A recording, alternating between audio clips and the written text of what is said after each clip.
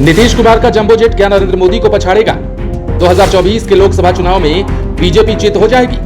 JDU अपने इस jumbo jet से बीजेपी को धूल चटा देगी? क्या बिहार में बीजेपी का समीकरण बिगड़ जाएगा? ऐसे कई सवाल सियासी गलियारे में उठने लगे। लेकिन सबसे पहले कहीं आप जंबो जेट सुनकर किसी उलझन में तो नहीं आ गए?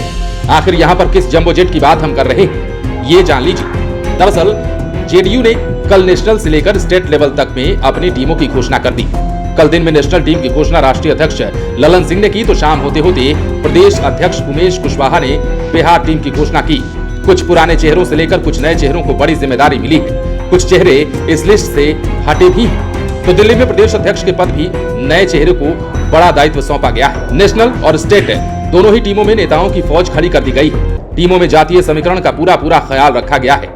अब फौज चुनावी कसौटी पर कितना खरा उतरती है अभी से तो नहीं कहा जा सकता है, लेकिन इतना तो पॉलिटिकल एक्सपर्ट भी मानने लगे हैं कि जेडीयू भी स्थिति और परिस्थिति को देखते हुए आगे बढ़ रही है और लोकसभा चुनाव में बीजेपी को जोर का झटका देने की पूरी तैयारी में है। और नीतीश कुमार की ओर से ललन सिंह पूरी तरीके से मोर्चा भी संभाले हुए हैं। दरअसल जेडीयू की ओर से राष्ट्रीय अध्यक्ष ललन सिंह ने कल दिन में नई नेशनल टीम की घोषणा की। नेशनल टीम में 32 लोगों को रखा गया है। इनमें से अध्यक्ष को छोड़कर बाकी 31 लोग शामिल हैं।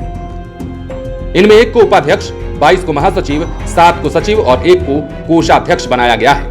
इस टीम में जहां केसी त्यागी की छुट्टी कर दी गई है तो वहीं बिहार कैबिनेट में शामिल तमाम मंत्रियों में से केवल जल संसाधन मंत्री संजय झा को शामिल किया गया है। मंगनीलाल मंडल को ललन सिंह के बाद वाली जिम्मेदारी दी गई है। मंगनीलाल मंडल को राष्ट्रीय उपाध्यक्ष बनाया गया है, जबकि संजय झा को राष्ट्रीय महासचिव की जिम्मेदारी मिली है। वहीं शैलेंद्र कुमार को दिल्ली प्रदेश जदयू का अध्यक्ष नियुक्त किया गया है। हालांकि नेशनल टीम में नहीं होने को लेकर केसी त्यागी ने कल ही मीडिया को साफ कर दिया कि वे 48 साल से राजनीति में हैं। लंबे समय से संगठन में महासचिव के पद पर बने हुए थे। ऐसे में उन्होंने खुद ही इस पद से मुक्त कराने का आग्रह किया था। हालांकि इसे लेकर जेडीयू ने भी सफाई दी है। पार्टी ने आज ही पत्र जारी कर कहा है कि केसी त्यागी को लेकर मीडिया में कुछ भ्रामक बातें चल रही है। वैसी बात नहीं है। पार्टी ने केसी त्यागी की मर्जी के अनुसार ही निर्णय लिया है। नीतीश कुमार की तरह केसी त्यागी भी पार्टी के एक मजबूत स्तंभ हैं। अब बात करते हैं प्रदेश टीम की।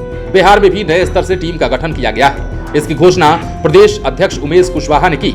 इसे जंबो जेट टीम कहें तो कोई अतिशयोक्ति नहीं होगी। इनमें 200 से अधिक लोगों को रखा गया है। जेडीयू के प्रदेश वाली जंबो जेट टीम में 20 उपाध्यक्ष, 105 महासचिव, 114 सचिव, 11 प्रवक्ता और 1 कोषाध्यक्ष बनाए गए। इस टीम में भी जेडीयू के कई बड़े नामों को शामिल किया गया है।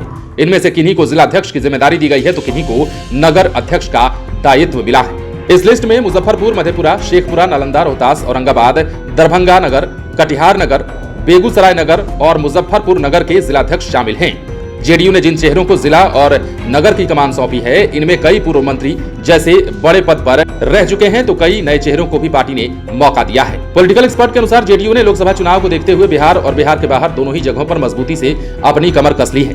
वो फूंक कर अपना कदम बढ़ा रहा है। चाहे नीतीश कुमार हो या फिर ललन सिंह, दोनों को पता है कि सामने में कोई साधारण पार्टी या नेता नहीं है।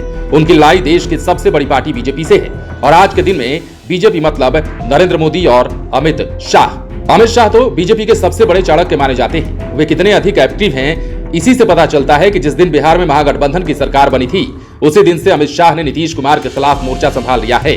इसके बाद वे लगातार बिहार दौरे पर आ रहे हैं और महज कुछ माह के अंदर अमित शाह बिहार में चौथी बार 2 अप्रैल को आने वाले हैं। इस बार वो नवादा और सासाराम जाएंगे, लेकिन इससे पहले उन्होंने पिछले साल सीमांचल से लोकसभा चुनाव का शंखनाद कर दिया था। ऐसे में जेडीयू भी अब अपना दांव चलना शुरू कर चुकी है। सबसे पहले उसने आरजेडी की ओर कदम बढ़ाया, बीजेपी से रिश्ता तोड़कर महागठबंधन में शामिल हुआ और उसके बाद पार्टी ने आरसीपी सिंह और उपेंद्र कुशवाहा से किनारा किया। अब उनकी भरपाई नए नेताओं से की जा रही है। उपेंद्र कुशवाहा के पद पर तो नहीं, लेकिन अपने पुराने नेता मंगनीलाल मंडल को राष्ट्रीय उपाध्यक्ष बनाकर जेडीयू ने एक हद तक भरपाई करने की कोशिश की है। पॉलिटिकल एक्सपर्ट की माने तो जेडीयू ने यह पूरी कमेटी 2024 में होने वाले लोकसभा चुनाव को देखते हुए गठित की है और इसमें जातीय समीकरण का पूरा ख्याल रखा गया है। पॉलिटिकल एक्सपर्ट के अनुसार जेडीयू की नेशनल टीम में पहली बार 5 मुसलमानों को जगह दी गई है। वहीं इस लिस्ट में 4 सवर्ण, 2 यादव, 8 कुर्मी कुशवाहा को भी रखा गया है। इसके अलावा 6 अति पिछड़ा और 2 महादलित को भी इस लिस्ट में शामिल किया गया है। खास बात यह कि नेशनल टीम में यूपी के बाहुबली नेता धनंजय सिंह को भी जगह दी गई है। उन्हें राष्ट्रीय महासचिव बनाया गया है। इसी से अंदाजा लगाया जा सकता है कि टीम को लेकर नीतीश कुमार कितने अधिक गंभीर हैं। केवल जातीय समीकरण ही नहीं बल्कि राज्यों के समीकरण पर भी पार्टी की नजर है। दरअसल बिहार के साथ ही यूपी और दिल्ली पर भी नीतीश कुमार और ललन सिंह की नजर है, इसलिए यूपी के साथ ही दिल्ली में भी नए नेताओं को बड़ी जिम्मेदारी दी गई।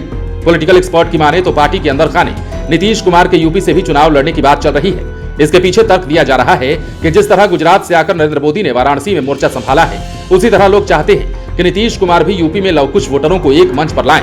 बता दें कि इसी माह ललन सिंह ने लखनऊ में आयोजित होली मिलन समारोह में शामिल होकर इसके संकेत भी दिए थे और कहा भी था कि यूपी में जेडीयू 5 लाख नए सदस्य बनाएगा। इतना ही नहीं, जेडीयू के नेशनल टीम में बिहार सरकार के मंत्री संजय झा का भी नाम है। बिहार सरकार के किसी और मंत्री को राष्ट्रीय कमेटी में जगह नहीं मिली है, लेकिन संजय झा को राष्ट्रीय महासचिव बनाया गया है। संजय झा के बारे में माना जाता है कि वो जोड़ तोड़ की राजनीति में माहिर है। दूसरे राज्यों में संगठन को मजबूत करने के साथ साथ चुनाव लड़ाने का भी अनुभव उनके पास ज्यादा है। इसके अलावा संजय झा पूर्व में भाजपा के नेता रह चुके हैं। माना जाता है कि राजनीति में कभी भी कुछ भी हो सकता है, तो संजय झा नीतीश कुमार के लिए एक बेहतर विकल्प के तौर पर मौजूद है। उनकी मिथिलांचल पर भी अच्छी पकड़ है और उन पर नीतीश कुमार को भरोसा भी अधिक है। दिल्ली में सियासत में भी संजय झा बेहतर माने जाते हैं। इतना ही नहीं, उमेश कुशवाहा ने जो 252 लोगों की जंबो जेट टीम बनाई है, उसमें भी कास्ट फैक्टर को बराबर जगह दी गई है। दरअसल इस बार की चुनावी लड़ाई में जाति जाति का खेला खुलकर होगा, इसमें कोई भी किंतु परंतु नहीं है। सूची के अनुसार जेडीयू ने जिलों के हिसाब से जाति फैक्टर का खूब ख्याल रखा है।